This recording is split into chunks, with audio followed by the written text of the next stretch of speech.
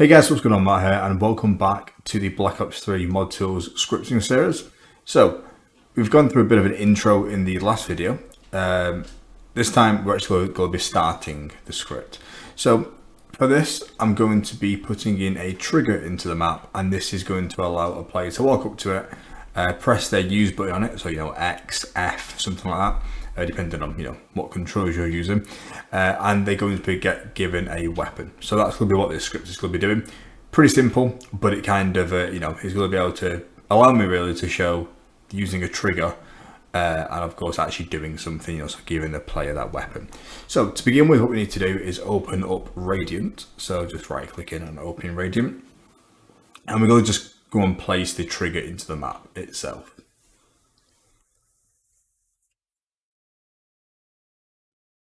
Awesome. So I'm going to place it over here, just slightly to the side. And I'm just I'll get a control panel model. And it's literally just so we know where the trigger is. You could do this without a model if you really wanted to. I just don't want to be walking around the map for too long trying to figure out where the trigger is. So just placing this just there. And now I'm going to go over to the entity browser. If you don't have this, just right click up here and select entity browser. Next we'll go down to trigger, and in here we have use. So trigger use is quite literally when the player can interact with the trigger themselves. That's what we'll be using in this example. I'm just going to position it roughly so it's in line with where the control panel is, like that. Now we're going to add a KVP to this. So over in entity info, of course, you can select it from here if you don't have this. Now we're going to do two things in here. First, we're going to give it a target name, and this is going to be what we will reference it as in the script. So for this, I'm just going to call it, let me think, give player weapon maybe. Like that. It can really be anything you want, just remember it for when we're doing the scripting side of it. So, give player weapon, make sure there is no spaces. I tend to just do like words separated by underscores. That's pretty common practice. So do that. Next, we need to change this cursor hint up here. Now we can do this in the script, but it's just one less thing to have to do if we do it in the KVPs. And we're going to change this from hint activate to hint no icon. All this is going to do is when you go up to it, if you don't have this set, it's going to show like a hand symbol on the trigger. If you choose hint no icon, it's going to remove the icon. As simple as that. It just kind of makes the trigger look a little bit better. It kind of looks a bit weird if you have a hand icon. It looks almost like it's not supposed to. So, got the target name. That's great. I'm just going to copy that just because I don't need to copy anything else quite yet. And just press escape on that, and we can just go ahead and save the map. So closing down Radiant. Next, what we need to do is of course actually do the script. So I'm going to go over into my Black Ops 3 root directory, go over to user maps, go to the map name, go to scripts, ZM, and open up the map name.gsc. Don't worry if you don't have this user map. This is purely because I've disabled dog rounds. I cover that in my other main sort of series of the general mapping sort of side of it. I've just disabled them just ahead of time because I just prefer it like that. So open up this .gsc. Just grab that. There we go. And all we're going to do is scroll down to function main down to here. Now this is where most of your stuff's going to be going. You absolutely can put scripts into their own dedicated files. We will be doing that later on in this series when scripts do get a bit bigger, but just for simplicity, I'm going to be putting it all into here just to keep things simple. I don't want to have too much all in like the first actual coding one. So after ZM using map name, so this is pretty much once all the main kind of functions have been run really. We're going to just add in a new line here. Now this is going to be level thread, and then the next bit is going to be our function name. Now this can be really anything, but you want to kind of keep it as descriptive as you can so you kind of know what it's doing. So I'm just going to name this give player weapon. if I spell it right. There we go. Now it's important here to realize that, well, I'm just going to paste it here just so we can see it. This was the KVP of the trigger that we had copied. It's very important here though to know that this does not have to be the same. I've simply done this out of, it's literally just a coincidence. You can have whatever KVP you want, and you can have whatever function name you want. They don't have to match, as have the same text in it. It's just what I've called it. So that's what we need to do, is actually do something with this. So at the moment, it's going to thread, which basically means it's going to run this without stopping the rest of this function. It's going to thread it to this function for the entire level, and as I say, it's not going to stop, so it's going to do this but then continue running, which is exactly what we want, otherwise the game would probably crash. So next what we're going to do is just at the bottom, we're going to do function. This is how we define a function. I'm going to do literally what we just typed above, so give player weapon. I can choose that. I'm going to do an open and a closed parentheses, so that's these brackets, and then the next line we're going to do a open curly bracket followed by a closed curly bracket. Now what this is basically doing, as I said earlier, it's threading this, so it's making this function run without stopping the rest of this code. So it's going to do it at the same time. It's going to do it for everyone, so on the level. And within here, this is where we're actually going to be putting in the trigger code itself and actually giving the player the weapon. So all we need to do first of all is of course go and grab the trigger itself. So I'm just going to say trig. This is going to be a variable, so this is going to be basically how we reference the trigger. So we almost have like a reference in the code for it. So trig equals get ent. Now this is literally stands for get entity, and this now is where our KVP is going to be going. Go do a comma and target name. So if you do go back into Radiant and have a quick look at the KVP you put on that trigger, you'll notice the key was target name and the value was, in this case, give player weapon. So whatever you called it, put that in here. And all this is going to do is it's going to say, get me the entity which has this target name. Simple as that. Make sure you only have one trigger that has this. This will not work for more than one. We will be doing things where you have multiple of them. It's just a little bit further in the series for this. I don't want to get too far ahead, but for the moment we can get one entity with this target name, and then we can now use the variable trig to interact with it. So next what we need to do is make the player actually look at the trigger. This isn't necessarily required, but I don't want the player to go up to it and activate it by facing away from it. I want them to actually look at it to interact. So what I'm going to do is I'm going to do trig use trigger require look at. This is why the thing that we installed in like the introduction is really useful, because you can kind of see what your functions are if you don't quite remember the full name for them. So use trigger require look at. So we'll do the brackets and then put a semicolon at the end. We're going to be putting semicolons at the end of pretty much every line for the most part. So we're going to be grabbing the trigger. We're then going to run this function on the trigger, which is basically going to, as I say, make sure that the player is always looking at it. If they do look away, the trigger will simply just not be showing on their screen and nothing's going to happen. Next, what we need to do is, of course, display some text on that trigger, just so the player actually knows they can do something. Otherwise, it would just be invisible. So to do this, we're going to do trig.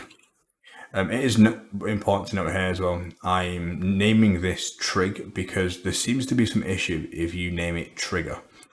Just something I've found. So name it trig or anything you really want. Just try to avoid the word trigger. That's pretty much it really. So trig, I'm going to do set hint string. And a hint string is literally the text which appears, so press whatever button to do something. That's your hint string. So for here, we're going to do, I guess, press your button to take ray gun, I guess. I'm going to use the ray gun in this example. So press. Now, how do we know what button? I can't put X because that would be for an Xbox controller. I can't do F maybe because that would be for keyboard and mouse. I don't necessarily know what controls the player's using. So what we really want to be doing is getting the control from the game. So it's going to basically change this text depending on what their input is. To do this, we can do and 1. That's basically going to replace itself in the actual game with the button. So in this case, I will be testing it on my keyboard and mouse. So it's going to say press F, and then obviously what we type next. So press and 1 to take ray gun. Of course, you can do whatever weapon you want for this. I'm just going to do the ray gun. So we've got the actual text itself there. Next, what we need to do is wait for the player to actually activate this trigger. So what we're going to do here, we're going to use a wait till. This is literally as it sounds. It's going to wait until that happens. So trig, wait till. Actually using a lowercase w. There we go. And you can see, because we've got the syntax highlighting on, you can see we kind of know when we've made an error. So earlier, I put a capital W. This may work. I've not actually tried it, but you can see if we do it to a lowercase, it knows exactly what we're talking about. So it just helps a little bit there as well. So in case something doesn't work, you can kind of figure out a little bit easier. So within this wait till, we're going to put trigger. This is the keyword for waiting until this trigger is being used. So depending on what type of trigger you're using, we'll kind of get into that later, but later in the series, that is, you'll be using a different keyword here potentially. But for a use trigger, it's just the word trigger. So it's going to wait until the trigger has been triggered, and then we can do something. Now, because this is player specific, we need to actually know who activated the trigger. We don't want to, well, you could do, but in this example, we don't want to just give every player the ray gun. We want to give the specific player who activated the trigger the ray gun. So what we can do is we can put a second parameter into this function. So this obviously is the first parameter. Parameter is pretty much just something that you can pass into a function. That really is all it is. This actually allows us to put a second one in, and it's going to be player. And as soon as this line of code, so as soon as the trigger itself is activated, the code will then progress onto the next line, and now player is now available to use. So we can now use player, which will be the player themselves, and we can now do whatever we want for that player. First of all, just before we get too far ahead of ourselves, we now need to set up the weapon. To give to the player, we need to kind of define what the weapon is. So all we're going to do, I'm just going to use a variable here. Very similar to how we did with trig. We made trig equal to this entity. We're now going to make, I'll just call it weapon. We're now going to make weapon equal to the weapon. So we've got a function which is called get weapon, and that just takes in a weapon name. So in this case, it's really easy.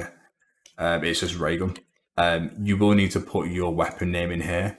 If you've seen my other videos, I've got one about sort of customizing box weapons and stuff like that. You can find the weapon names from the box.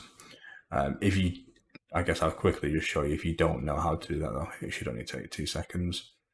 So I'll go to game data, weapons, ZM, and level common weapons. I'll just edit that in, I'll do it Sublime still. You can see we have quite a lot here. It might look a little bit overwhelming. The weapon name is just the first bit of each line. So you can see you've got the Thunder Gun, the SMG Thompson, Shotgun Energy, Pistol Energy. The first bit is the non-upgraded weapon name. The second bit is the upgraded version.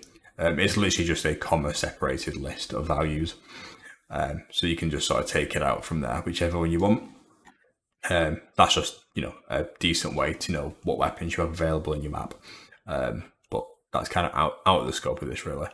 So once you put in the weapon name into here, this now is going to set this weapon variable equal to the weapon. So now we can start doing something with this weapon. And of course, what we want to be doing is giving the player the weapon. So the next line is going to be exactly that. So player, give weapon. You can see we've got it in the list. Give weapon. I'm just going to be passing in that weapon into the parameter. There we go.